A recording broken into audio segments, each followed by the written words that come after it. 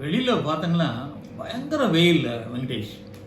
வர்ற வழியில் பார்த்தாங்கன்னா ஏதாச்சும் ஒரு நிழலில் நிற்கலான்னு பார்த்தா ஒரு மரம் கூட இல்லை.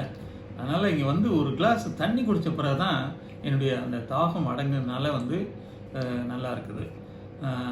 இதை வந்து பண்டைய காலத்தில் வந்து என்ன பண்ணியிருக்காங்கன்னா, இந்த மரத்துக்கும் இந்த நீரிலையை வந்து தொடர்பு பண்ணி நம்ம புராணங்கள்லேயும் இதிகாசங்கள்லேயும் வந்து அதிக கருத்துக்களை சொல்லியிருக்காங்க.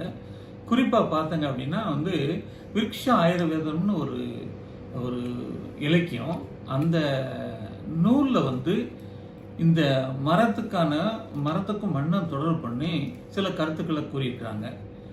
அதில் வந்து என்ன சொல்லியிருக்காங்க அப்படின்னா வந்து ஒரு 10 கிணறு வெட்டினோம் அப்படின்னா வந்து அது ஒரு ஏரிக்கு சமம்.